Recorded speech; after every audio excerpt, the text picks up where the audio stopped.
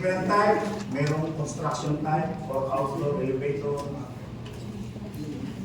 indoor passenger elevator, freight elevator, ng center of gravity. class type passenger Unload. elevator. Unload. Times the Times Ito yung principle lang ng elevator, no? Parang na-take up na natin. Divided by Divided by the Meron center of yung gravity unit, of the meron load yung plus the cutter and the force throttle. para maangat o ibaba yung elevator. Pag multiple muli, pinalalakas ko Parang yung ano lang dyan, ang So, ito yung mga typical lifting elevator using Counterweight, no? cable. Doon sa taas, pinaka-machine room niya. No? Doon lahat yung mga moving parts, everything.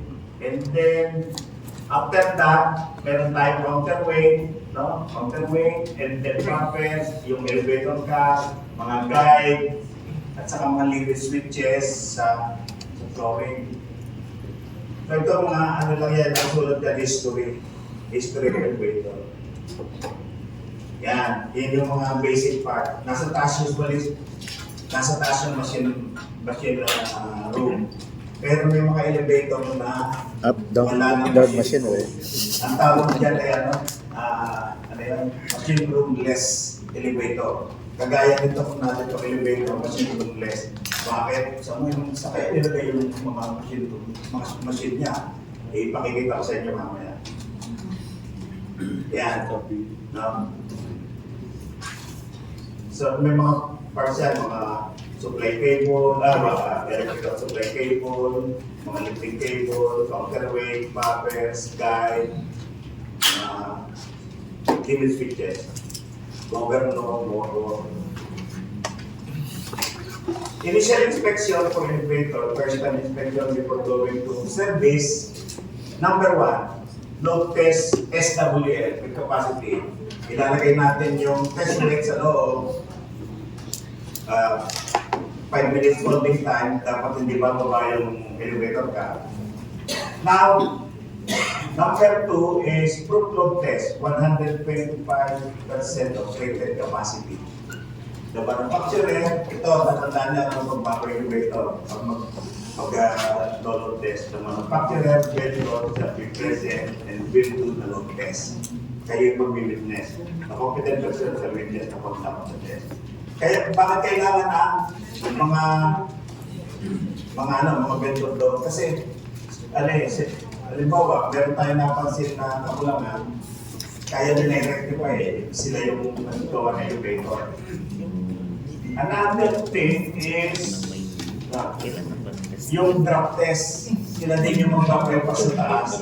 Itataas yan and then drop test using SWL load only. Periodic inspection, no need for load test, only functional and test load examination. General requirement, document is available. Record of test with inspection reports available. Prevent maintenance record is established. Preventive maintenance PMS established. Now, sa elevator ka, ito yung mga tinitingnan. Door reopening device is operating. Ang ibig sabihin ng reopening device, itetest mo yan, papabayaan mo magsara bago i-distract mo yan. So, dalawang klase ang door reopening device. Meron parang mechanical, kailangan lock at bukas ulit. Meron naman offset, ganinin mo lang bukas ulit. So, tinetesting yan, door opening device. All operating device are enclosed electric shock proof type. Seals are sufficient strength with a minimum clearance of 13 mm. Yung sa floor, yung elevator ka, 13 minimum clearance. Car,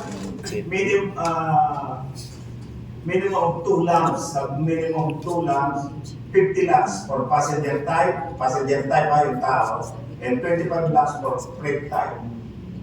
Right. Yung lux meter, using lux meter. Yung mga vendor may mga lux meter yan, at saka meron ding tachometer. Auxiliary lighting is working correctly. Isa-shut down yung power nung ng elevator, magkakaroon ng emergency light doon sa loob. Ang tawag niya auxiliary power using battery. Car emergency communication system is available. Mamaya makita natin doon sa ewan ko kung gumagana. Okay. Car door interlock system is available also. Car door interlock system is available and working. So ngayon, Ang ibig sabihin ng car interlock, pag kibuna yung elevator na nag-ano na, yung ayaw. And then car is made out of material conforming to National Fire Protection Authority. Sa US na pero dito, fire code of the Philippines pa ang gamit natin. Yan, no? So, ano yan, standard based standard ng Pilipinas dyan. Verify emergency exit and cover. Yung ibang elevator na na-inspection mo, may emergency exit, maliit na doon lang yung sa likod. Pag bukas mo, may handa na exit. But in general, ang emergency exit nasa taas ng elevator. Pero hindi mo kayang mabutin. Ano yan, hindi kaya mabutin. Kahit siguro talaga. Or kaya siguro, i-purpose yun, i-rescue yung tao. Sa loob. But, ang magbubukas na yung rescuer na, and then, nakalagay ng lubid or something na may rescue kaya ba, no? And then, can adequately ventilated, bedding force, or natural ventilation. Sign of simple and visible, up and down, floor number 1, floor number 2, blah blah blah. Rated load is posted. Nakalagay, ilang tao na yung na o 800 kilogram maximum capacity, 6 persons like that. Standby power is operable during power interaction. Yung ibang elevator, meron silang auxiliary power, pwedeng mag-operate. Magaling ako, magkasunog, nagkaroon ng power interaction, may natrap sa loob, no? Pwede niyang i-operate using auxiliary power to rescue yung nasa loob. May tanong ba? Hindi, punta ka sa restricted operating of landlord during taxi, car speed at smooth. Yan, dapat sasakay yung inspector. Acceleration and deceleration. Machine room. Yung may machine room, ito yung checkpoint. Access. Baka naman ng machine room. Gagano'n mo bago ka makapunta ng machine room, ano? Machine room, illumination also 200 lang, malakas. Housekeeping and ventilation is adequate, fire extinguisher available, type ABC, machine guarding of all moving parts, durable, pipe and electrical wiring, conduit, blah blah blah, is conformant with Philippine electrical code, no, or local code. Electrical disconnection on control available also. Yung main switch, electrical disconnect, yung mga main switch. Government of the speed switch concealed conform to the standards. Overhead beam structure are suitable for the duty. Drive machine brake holds the car rest in the written loaded. Drive machine brake stop and decelerating empty car in the upward direction with the government speed setting not to exceed 9.8 meter per second square. Ito, ano yan, dapat yan ang test niya, yung vendor or yung maker. Kasi sila yung may tachometer. No? Sila yung may tachometer to test that one. Accelerating and saka decelerating.